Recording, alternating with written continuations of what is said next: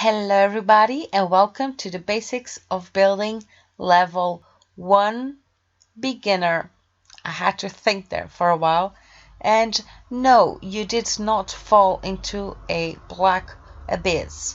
I am purposefully hiding something from you.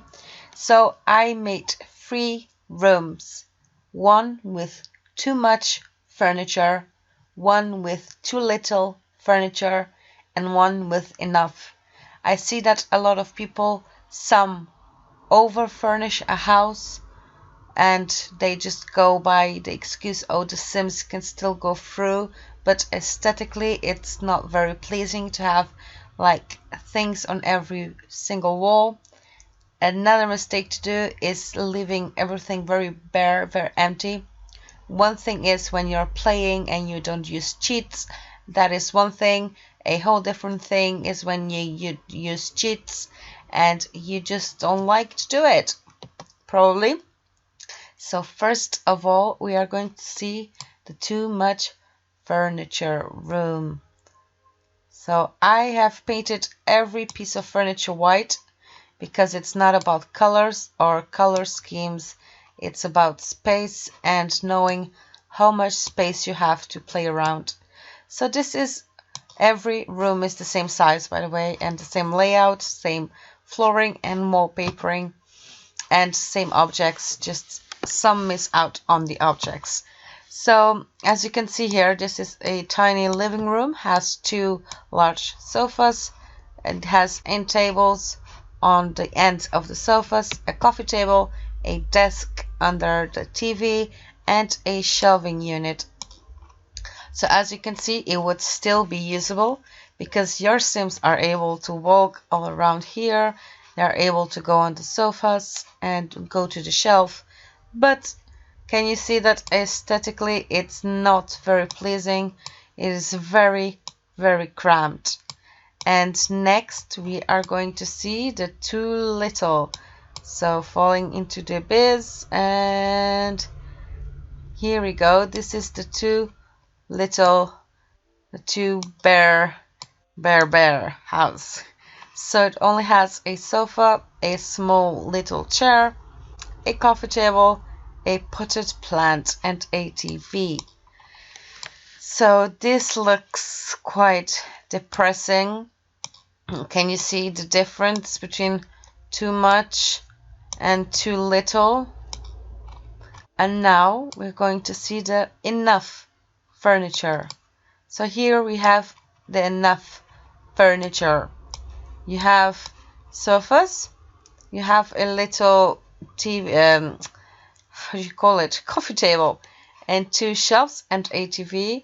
If you want, only if you do want, you can add a little table here, but if you do add that table, maybe take out one of the shelves. You can just take that one out. Let's put this on an angle like that. Whoop. Like that maybe. And on this side, let's put a lamp or a potted plant or something. Let's just go in with this. And you see that it does make a whole difference because it is full, it has everything you need, but it doesn't has too little or too much. So the next example that we are going to see is matching too much of your furniture versus matching none of your furniture, and then I will show you the middle term. So this room here is the one where you match everything.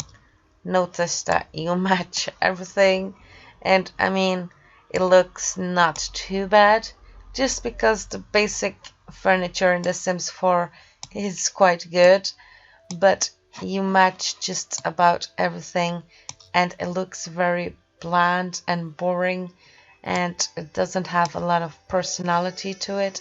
It's quite, I don't know, I don't like it. So this here is the one where you don't match anything at all. Noticed that when you are building a house, you do need to take into account the color of your doors and the color of your windows, especially windows like this that have a big window sill.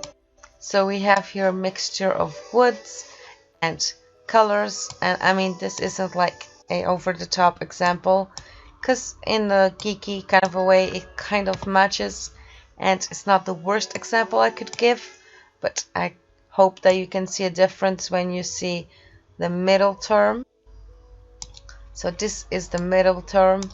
So we do have still some matchiness and colors that don't match with one another, but you have a predominant color there, and the window sill, if you notice, is in there, and then the shelves kind of combine with the sofa, and it's not matched and it's not mixed matched, so it's a quiet middle term.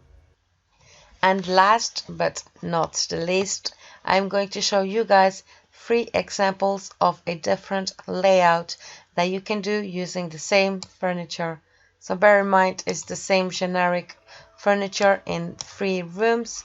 So this one here is pretty straightforward, just a basic red couch under the nice big window, and then you have your shelving unit on an angle, but otherwise everything is pretty straight and pretty, straight. The next one is this one. Here you have the little sofa on an angle and the little coffee table. The red sofa sits next to the wall, and you have the shelves next to the large window. And the last example, you have practically everything on an angle except for the shelving unit and the lamp. So everything is pretty much on an angle there. Oops. The end table, the coffee table, and the 2 sofas.